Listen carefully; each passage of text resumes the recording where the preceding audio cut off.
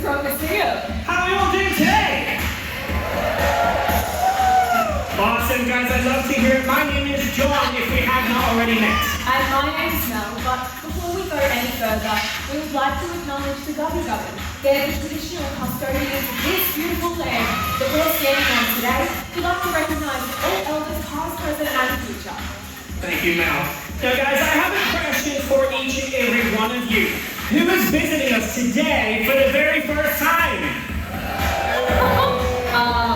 Wow, so many of you, and a couple of familiar faces as well. I hope you're all having an incredible day exploring our beautiful zoo. And of course, falling in love with our animals who are pretty amazing ambassadors to their wild counterparts. They sure are, but guys, so many of our wild species really do face the threat of plastic pollution and entanglement every single day. But we can all make a huge difference just by changing some of our habits. Yeah, good point, John. So today we did ask for some assistance from the bird crew to show you just how easy it is to keep Australia looking beautiful for years to come. We are joined by two of our beautiful parrots today. We have Jara and Nico, and they're showing us just how easy it is to put your rubbish in the bin. Yeah, that's right. Simply by disposing of your rubbish correctly, it's you that can help save so many species and their habitats as well. Guys, so it's so important to please remember to reduce, reuse, and recycle your plastic waste whenever possible. Yeah, and if our birds can do it, so can you. Please put your hands together. It's Jara and Nico. Thanks, Micah. Thanks, Maddie. I love those birds. They're so smart. They just put me in such a great mood. John, you look like you're in that mood. I have an idea. We had an Ibis flying at the same time, so that's pretty hilarious. I have an idea. He's inspired me, and I think we should give away some free stuff. But I don't know. Anyone here even like free stuff? Yeah, we all like free stuff, right? But guys, we know that nothing in this world is truly for free. So Mel, I reckon it's time we get a little bit silly, and seeing as we're in a zoo, how about we do some animal impersonations? Yes, that is my favourite game, John, but pretty big crowd today, so why don't we split it into two parts? Yes, I like that. Okay, I'm feeling this side. So guys, everyone from this corner all the way through to you guys, you are with me and you are group number one. Okay, so you picked almost everyone then. So if you're sitting over this side of the Rock Museum, everyone undercover there, you're the lucky ones. My group number two. Yeah, legends. Guys, you need to up your game. All right, Mel, so let's get this started. What is your favorite animal? Okay, well look, I have become inspired by the Ibis, so I'm going to go with cousin. So one bin chicken, one chicken. Yeah. Get it. All right, guys. So it looks like we are going to be some funky chickens today. So what I'd love for you to do is everyone up off of your seats. Go on, don't be shy. Everyone up off your seats. Come on, guys. There we go. All right. So I'm going to count you down from 3 and you're going to give me your best funky chicken impression. Are you ready? Yeah. 3, 2, 1, go!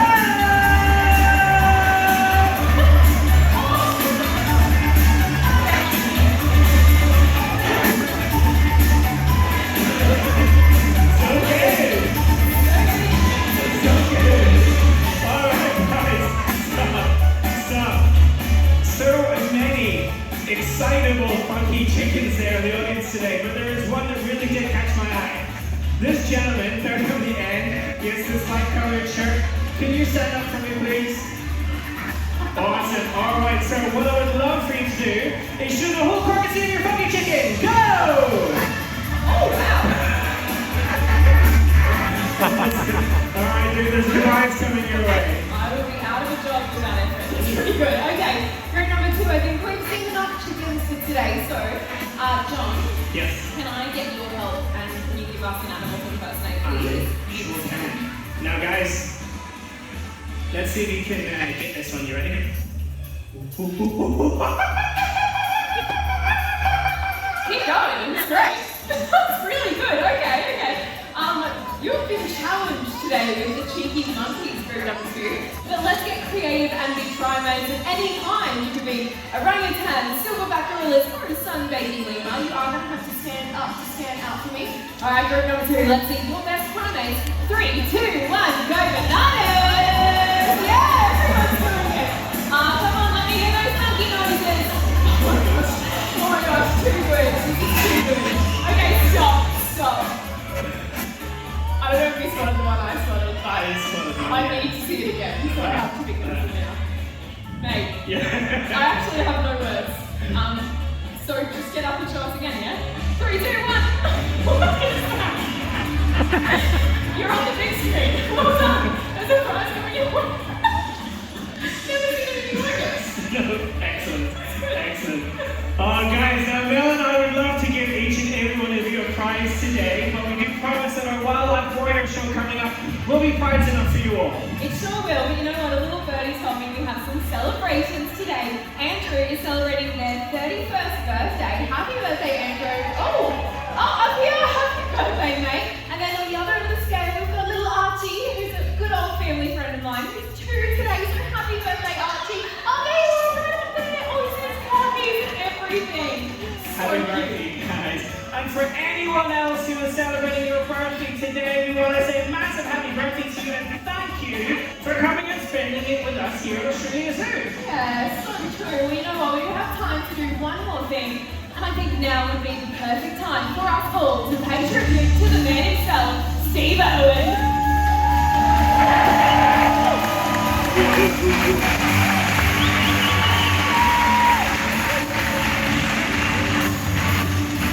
That's right, you guys, you all know it.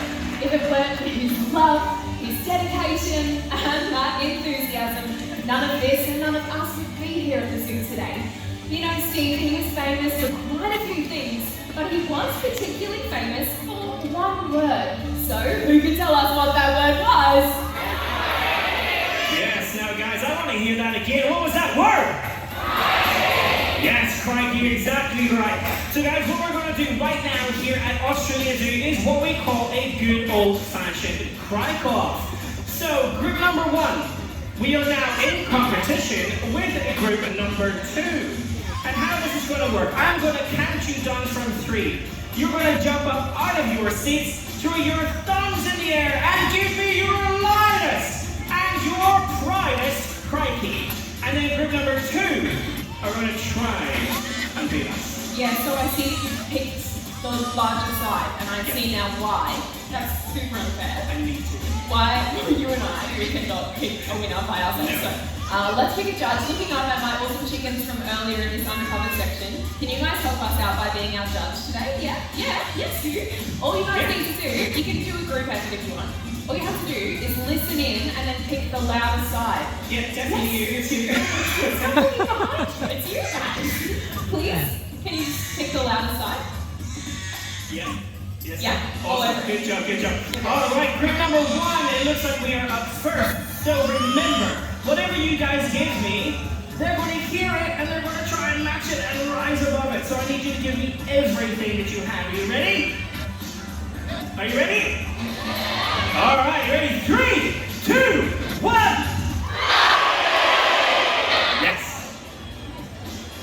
Yes. Well done. In the bag. Oh, sorry. I thought someone sneezed. Did you guys hear anything over there? No, I don't think so. Alright, let's show John and group number 1 just how it's done. Here to hear your loudest and your proudest crikey on 3, 2, 1. Crikey! Yeah, thank you. Yes, Lincoln, yes. My friend from earlier, thank you for that. So cute. It was good. So cute. It was good. Okay, this is why we pick a judge though, because you and I. Alright, no, don't bother them up. Okay, have a think. Who was the loudest today? Behind the thing. No! Yes! Awesome! I love it! Thank you so much. All right, group number 1, we just won our own crack-off! And this is the best part. So, I never get to do this much. No, you don't. You always lose. I'm such a loser. But guys, as the team that came in second place, you do get to do one more thing, okay? So can everyone please stand up? Stand up for me. Come on, everyone, let's do it. All right.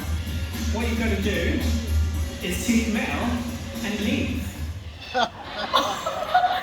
I think that deserves a boo. Brilliant, yeah! Now you know what it feels like. No, sorry, group number 2, are we gonna leave? No! Do we want to stick around and see some wildlife? Yeah, you heard that, John. They're not going anywhere, but nice try. Alright, that's enough out of us for now. Please sit back, relax, check out the big screen, and enjoy Australia's Fish Wildlife Warriors. Bye, guys. Come with me, share it with me, share my wildlife with me, because humans want to save things that they love. My job, my mission, the reason I've been put onto this planet is to save wildlife. And I thank you for coming with me. Yeah, let's get it.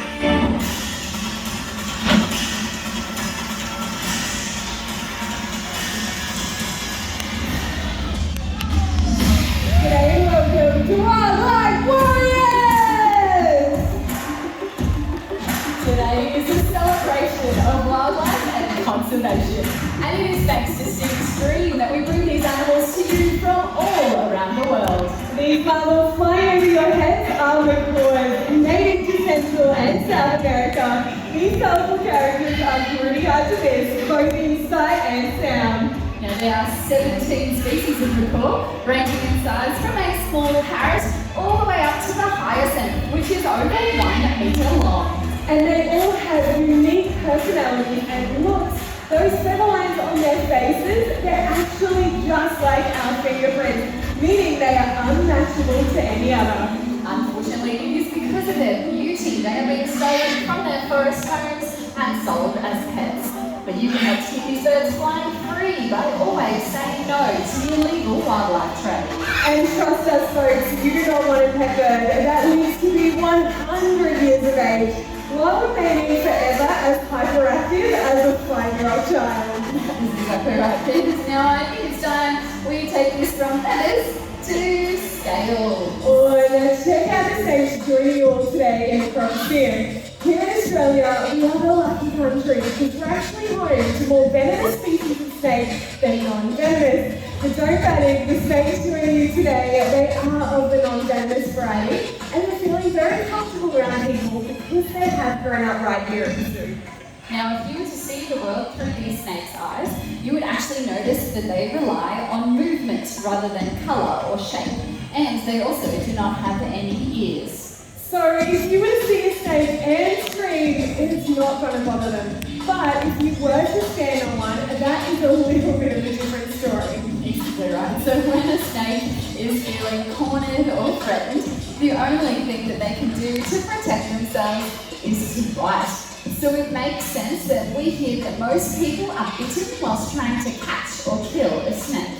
Now, lucky for us, the first aid for an Australian snake bite is actually very simple and effective. So if you or your mates were ever unlucky enough to be bitten by an Australian snake, there is one item that can be incredibly helpful. Exactly right, and that item is a compression bandage.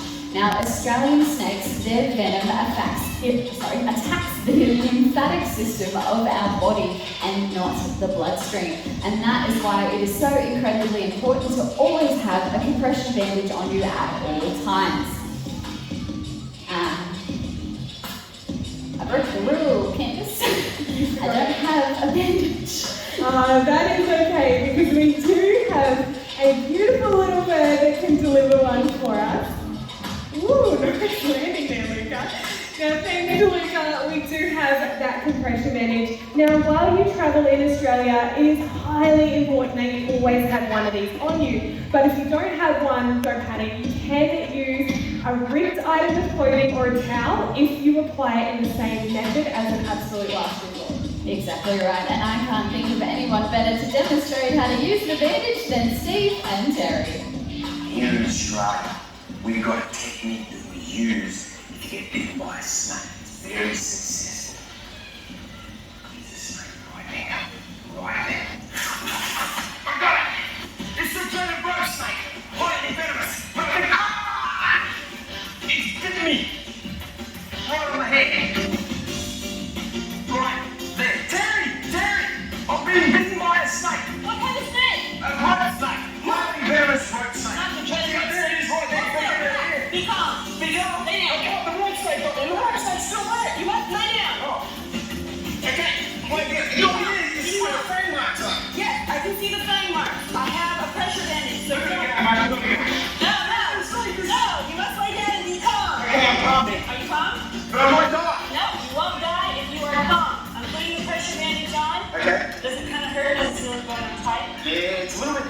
Okay, don't cry. I'll try hard. Okay, pressure bandage is going on all the way up the limb. Do you know why we put the pressure bandage on? No. Because the venom goes into the lymphatic system.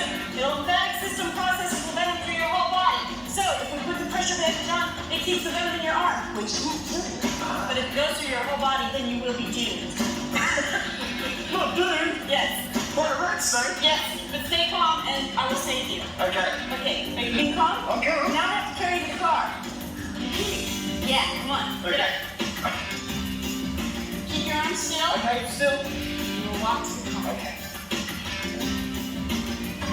I absolutely love that footage, but in all seriousness, let's go over those 3 simple steps one more time. Exactly right. Step number 1, stay calm and still. Step number 2, apply that compression bandage. Now, not so tight that you cut off any circulation, just the same amount of pressure as you would on a sprained ankle or wrist. And finally, step number 3, call an ambulance. Make sure your patient is staying calm and still until they arrive. And always let that help come to you.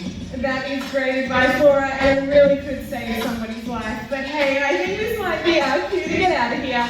So Crystal can take you all to the skies. Thank you, ladies.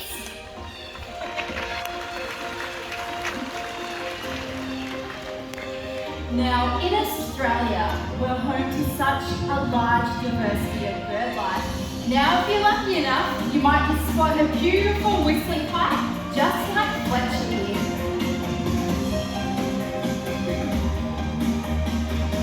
Now, Fletcher boy here is a bird of prey. Now, that does mean he eats meat items. However, he isn't just any old bird of prey. He's a specialised hunter known as a raptor. Now, to define a raptor, you do have to possess a couple of key features.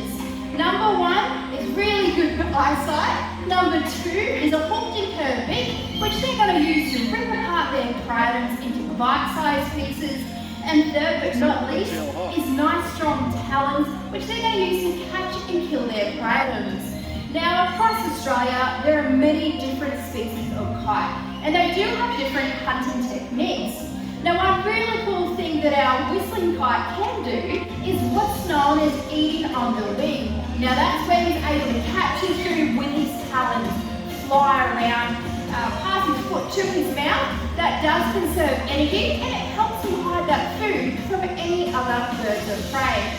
Now, Fletcher boy, he's actually a rescue bird. Now, unfortunately, he's completely blind in one eye. But as you can see, he's an amazing ambassador for his species here at Australian Zoo. Now, check him out. He's catching a free ride through the Crocodile, birds of prey designed to fly into the wings. Now, that was amazing. Thank you very much, Fletcher.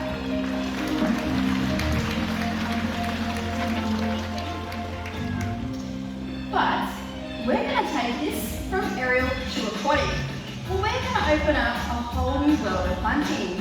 Where some species of bird, well, they can swim as deep and as fast as the fish. Now that's exactly how our cormorants, just like these 2 birds, will catch their aquatic meals. Now Albert, he's the larger of the 2. Now he's what's known as a greater cormorant. And Scuba, she has that beautiful 2-toned coloration. Now she's what's known as a little pied cormorant. Now as you can see, they're both perfectly designed for life in the water, as they lack that water-resistant coating on their feathers that many other birds do have. Now while it's great for life under the water, well a bird, they just cannot take to the skies with feathers. Now that's why you will see your cormorants throughout Australia lining the riverbanks, shaking off their feathers, just like they're trying to dry themselves out. Now, Albert and Scuba, there are only 2 out of 5 different species of cormorant that we're lucky enough to have here in Australia. So if you keep your eyes peeled, you might see some of their friends. Now, this is my most favourite part of the show. Whilst there are some birds that like to dive beneath the water, there are some that like to stalk the shallows in search of a fresh catch. Our next bird, he's going to be making his grand entrance from outside of the Crocodile. Now, our locals of the north, They have a wingspan of up to 2 meters in length, and they can soar at the highest of altitudes. Now, although aerial prey is not their choice, they are aquatic predators, well-equipped fishermen. Now, it is a little bit of a windy day today, so we're going to see if Douglas does decide to fly all the way from his habitat to join us here in the Crocodile. So very shortly, check him out. He is going back around towards the other area. Did you guys get to have a glimpse of him at least? Yeah, it's pretty cool, wasn't he? Now that was Douglas. Now we're just going to see where Douglas is at. You can have Doug. Come here, Doug. Let's go, boy.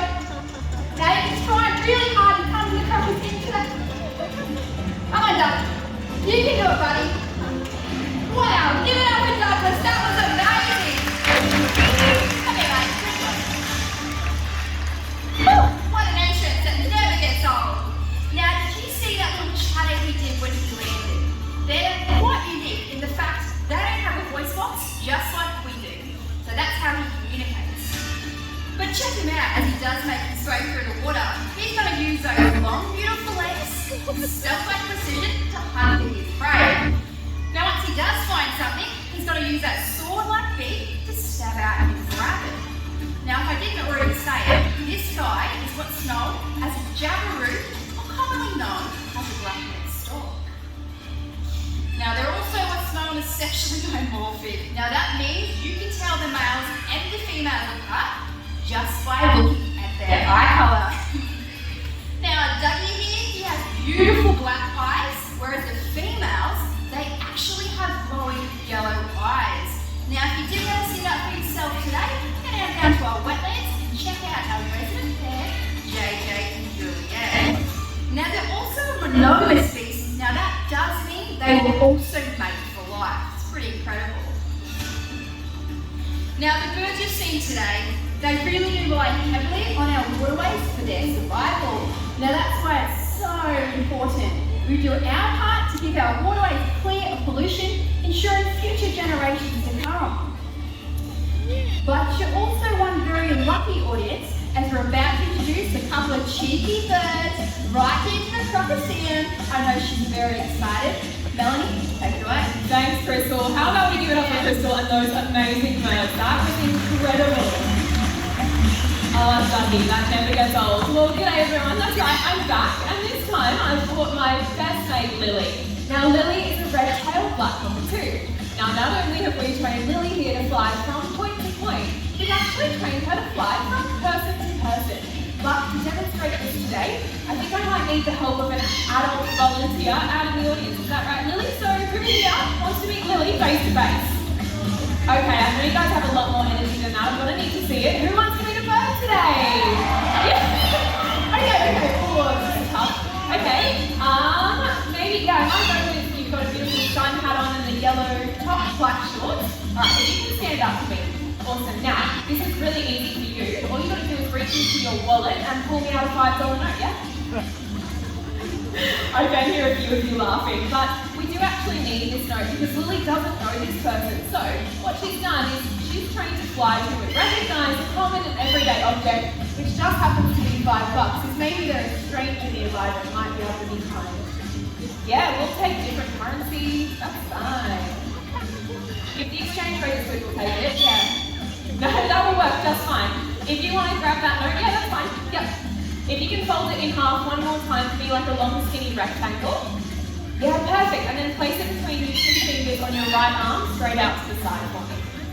Like this. Can you try the other arm for me, Doug? Perfect. Nice. Now we'll wait for this wind to die down, and then Lily should see that note and hopefully know exactly who to fly to. Awesome.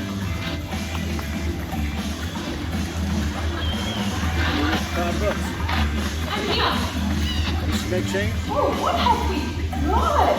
50 euros. Have a good day. Anyone over here with 100? No, we're quite no. We will get this back to you. I'm only kidding. How about you stand up for us again? Place that arm out to the side. Actually, you know what? Lily's been pretty impressive. Why don't you, with your skills to test, place both arms out this time? Nice. Now, flap really hard, fly down and grab it. ready today. No, I'm sitting again. Just one arm out to the side with your palm facing up, just like a little landing platform. Lily's just going to finish her sunflower seed, and then she's going to deliver that one to you via airmail. Once she places the note in the palm of your hand, just close your fingers over it for me. Oh, nice. So stay nice and still for me. Lil, and thank you very much, everyone. That's Lily, our very amazing red-tailed black cockatoo. Well done, Lily. What a little chair. Now it's time to meet some of Lily's best mates. Check out some of our gorgeous native Australian parrots. These cheeky birds are naturally very social in the wild and have a really distinct call. So if you keep your eyes and ears open out there today, you might see some of these beautiful birds flying around Australia. But now I would love to introduce the speed demons of the bird world. Our rainbow man, Red Collar.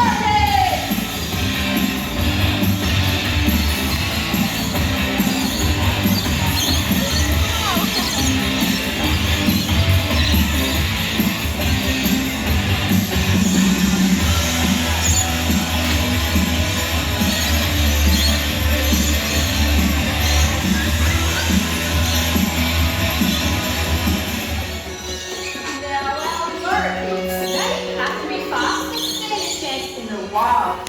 And they're part of the favourite food item of the fastest animal on the planet, the peregrine falcon. Now, all of our Australian natives, they do rely heavily on the bush for food and for shelter. So please remember, no bush, no birds. Worldwide, habitat loss is still the #1 threat, facing the survival of all of our gorgeous wildlife. So let's make a difference today. Whoever you are, wherever you live, grow a native plant in your backyard, and sooner or later you'll see some gorgeous native wildlife living at your place. Well, please, put your hands together for Crystal, for Mel, for Lily, and our beautiful Australian food like birds. Alright, there's only one thing left to do. Let's do it. Who wants to see the cross?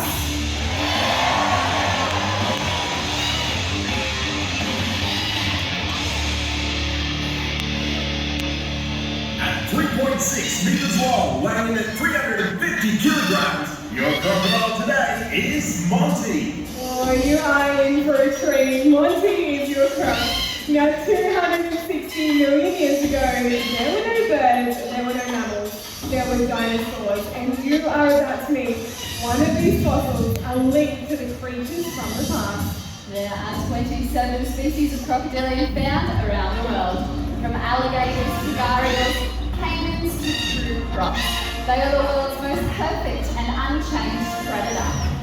And here to tell you all about them, we have Toby. Please make him feel welcome. It's the Australian Zoo Crop Team! Okay, how's everyone going today? Is everyone having a good day?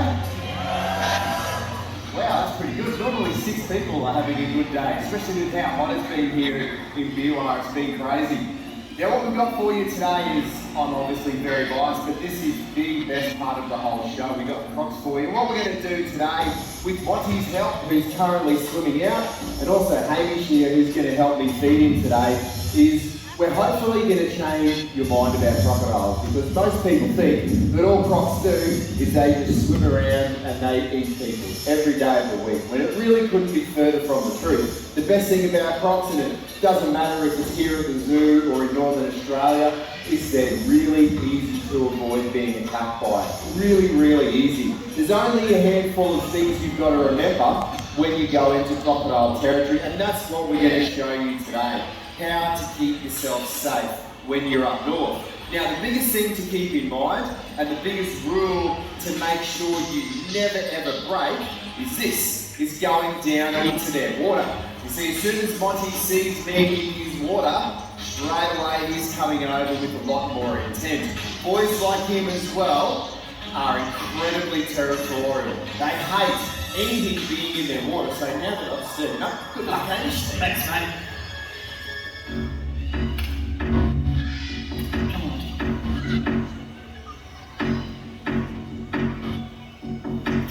There we go, give it up for him.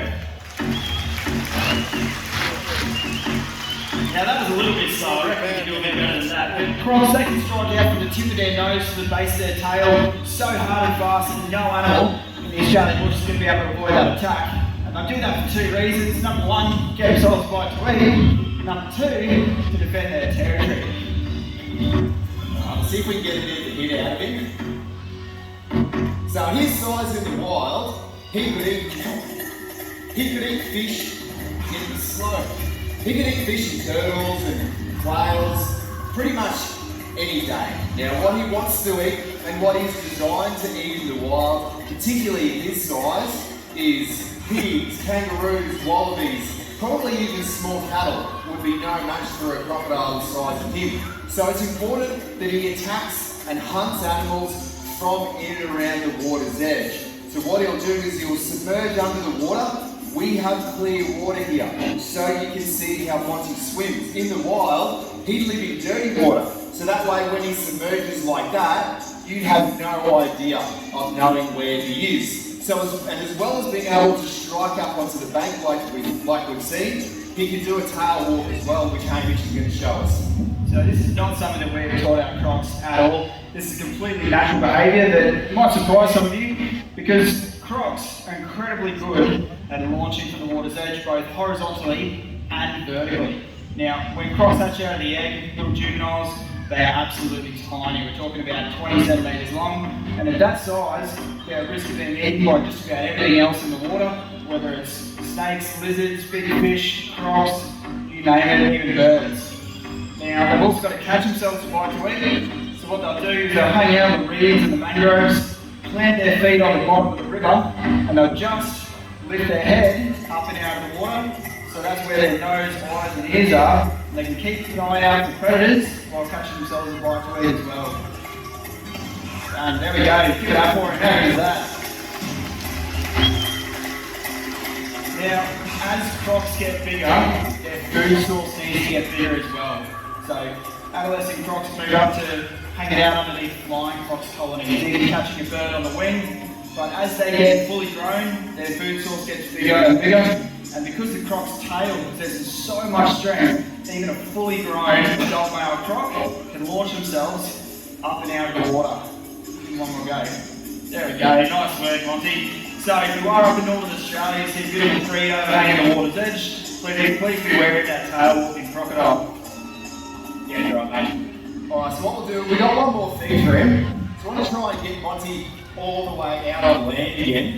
So I want to try and show you, over here, mate. One of the biggest myths that we hear pretty much all day about crocodiles is people genuinely think that they're really fast on land and that they can run and chase things down, and people think you've got to run in zigzags and circles to be able to avoid it. So get him all the way out. There we go, there's it, right? So from the water's edge, yes, he is incredibly quick. He is dynamite from the water's edge. But once he actually gets out, all the way like this, good boy, he is incredibly slow. When you look at the way Monty's shaped, you can tell why. Monty's probably 350 kilos now, and if you look at his legs, he's only got very short, very stumpy little legs. So on land, he's pretty much like a fish out of water. I can even sit here in front of Monty, and he's not going to try and chase after me or anything like that, because he knows he can't get me. He knows I'm a land mammal, and he's pretty much aquatic. I could probably actually even lay here, and as long as I watch him and don't stay there too long, he knows he's just got no chance in the world. But if I come and do this though, and I'm getting further away, so you'd think he would care less. If I come over here and jump in his water and splash around, completely different. This is his house. This is like teenagers egging your house on a Saturday night. He absolutely hates it. And so they're the things you've got to remember when you go into Northern Australia. There's three things to remember. Three main things that we've shown you today. You don't stand at the water's edge because they'll do that violent strike from the water, like Hamish showed us. You don't overhang the water because they'll come vertically out of the water. It's not a circus trick. There's been people pulled out trees doing a tail walk. And most importantly, just don't swim in croc territory. If you follow those really basic rules, you'll never have a drama. And we tell you this stuff not only to keep you guys safe, but it's also to keep crocodiles safe too. Because when there is an attack, when there is an accident, we've all seen the headlines in the paper about the road crocodile. We've all seen Bob Hatter rabbiting on about how crocs are burned and we've got to get rid of them. The thing that those newspaper headlines and the articles don't tell you is how important crocodiles are. They've been here for over 200 million years.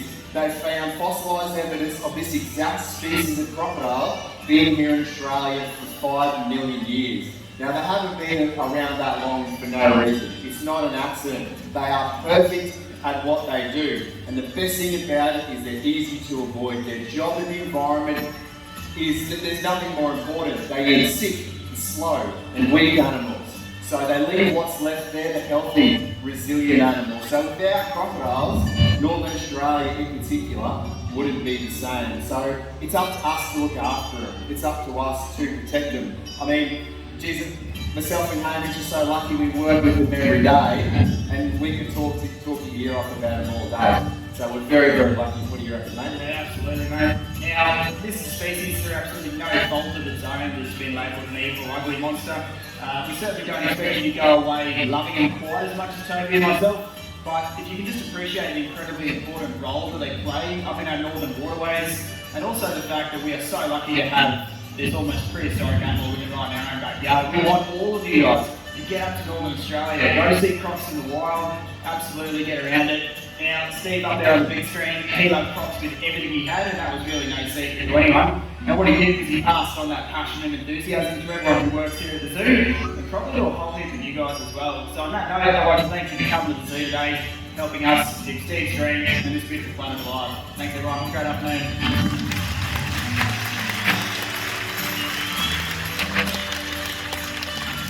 My dad taught me from a very early age, be at one with the smoke, feel it something, and I am.